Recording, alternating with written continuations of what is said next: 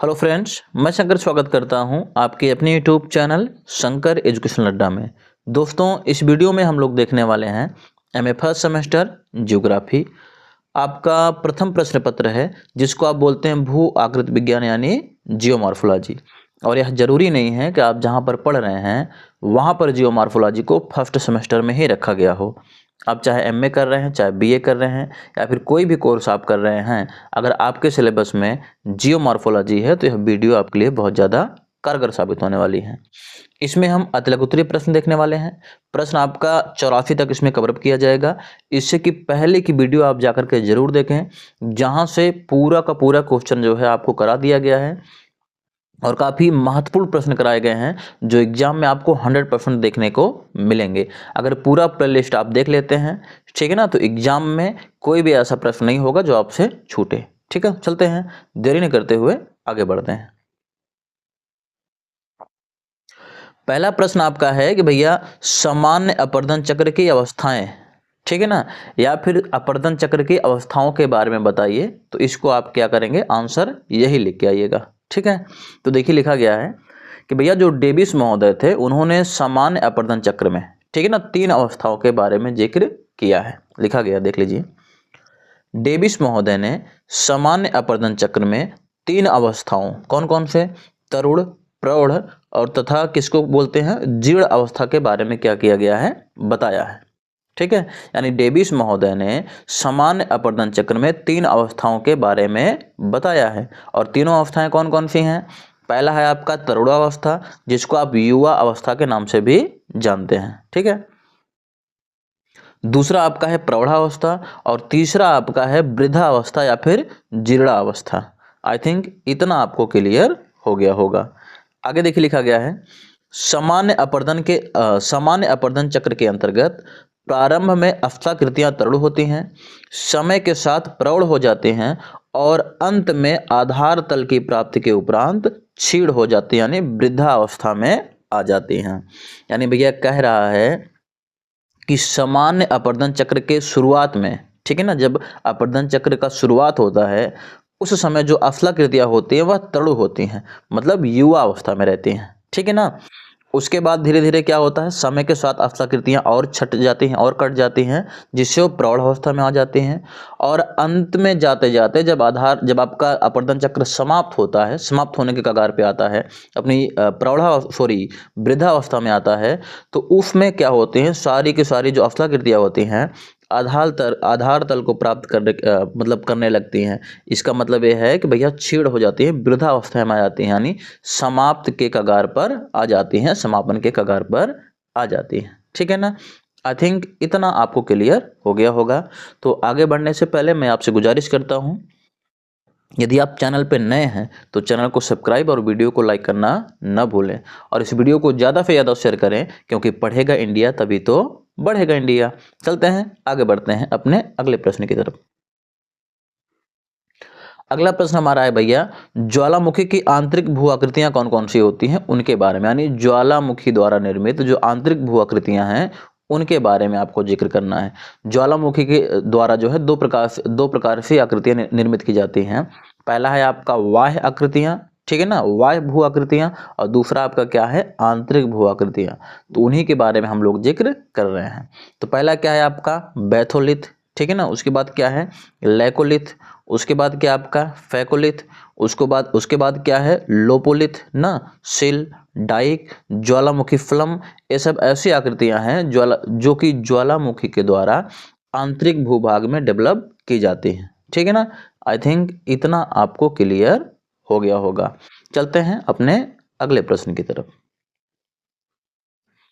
अगला प्रश्न हमारा क्या है भैया, चक्रवात साइक्लोन। काफी बढ़िया प्रश्न है, ठीक है ना, इंपॉर्टेंट प्रश्न है, तो पूरा जरूर देखिएगा वीडियो को अंत तक। आप लोग वीडियो को छोड़कर चले जाते हैं बीच में, इससे क्या होगा, चीज़ें आपको समझ में नहीं आएंगी और जो नॉलेज पाएंगे आप, जो ज्ञान पाएंगे वो अधूरा रह जाएगा। कहा गया है कि भैया जो अधूरा ज्ञान होता है बहुत ज़्यादा हानिकारक होता है, बहुत ज़्यादा आपका क्या होता है, खतरनाक होता है।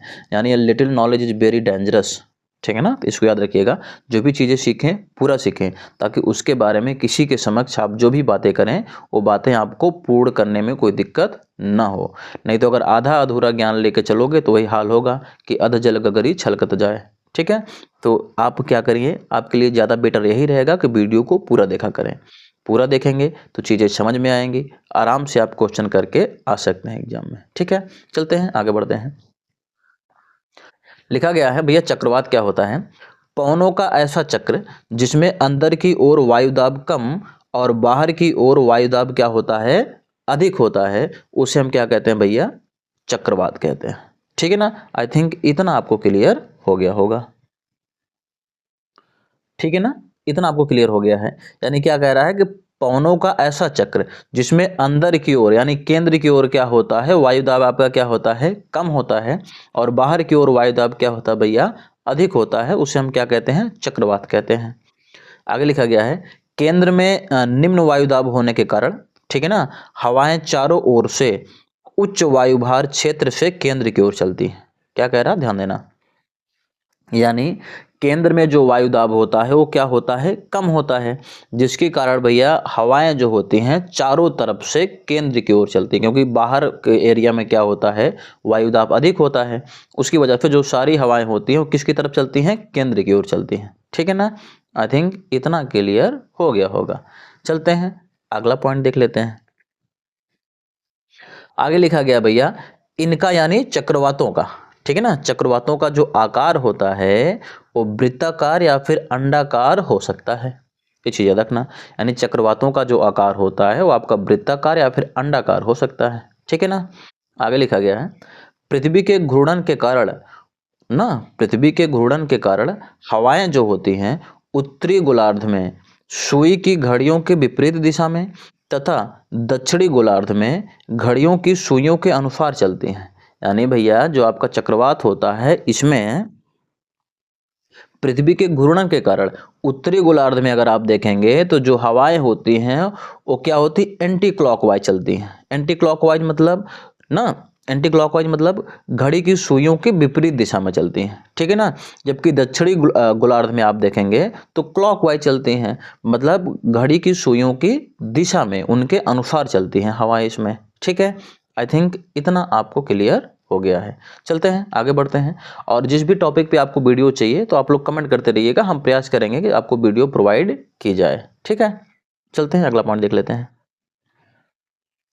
अगला प्रश्न है, काफी महत्वपूर्ण प्रश्न है कि अंतर्वेधी आग्नेय चट्टान क्या होती है। ठीक है ना, क्या है अंतर्वेधी आग्नेय चट्टान क्या होती है, इसके बारे में आपको बताना है।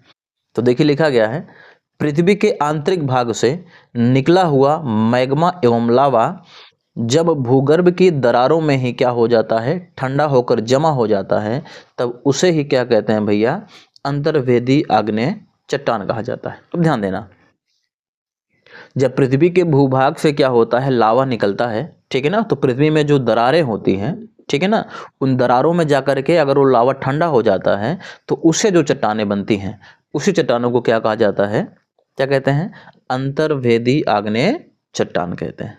ठीक है ना। आगे जैसे कि आपका एग्जाम्पल में दिया गया है, आपका ग्रेनाइट हो गया ना, स्फटिक हो गया, ठीक है ना, नफेल्सपार हो गया, ये सब क्या है भैया, आपके अंतर्वेदी आग्नेय चट्टानें हैं। आई थिंक इतना आपको क्लियर हो गया होगा। चलते हैं अपने अगले प्रश्न की तरफ, जो कि हमारा आज का अंतिम प्रश्न होने वाला है। ठीक है ना, काफी महत्वपूर्ण प्रश्न है भैया, पाताली भूकंप क्या होता है, यानी पाताली भूकंप क्या होता है उसके बारे में बताना है। तो देखिए लिखा गया है, जब भूकंप की उत्पत्ति भूगर्भ में अधिक गहराई पर हो तो इसे पाताली भूकंप कहते हैं। यानी जब भूकंप क्या होता है, पृथ्वी तल में काफी गहराई पर उत्पन्न होता है। ठीक है ना, जब भूकंप क्या होता है पृथ्वी की काफी गहराई में आता है तो उसे ही हम क्या बोलते हैं, पाताली भूकंप। ठीक है ना। सामान्यतः ऐसे भूकंप का जो मूल होता है, जहाँ से उत्पन्न होते हैं, वो कहाँ हो सकता है, 250 से 680 किलोमीटर के मध्य रहता है ना। इनके बीच में भूकंप क्या होते हैं भैया, आते हैं।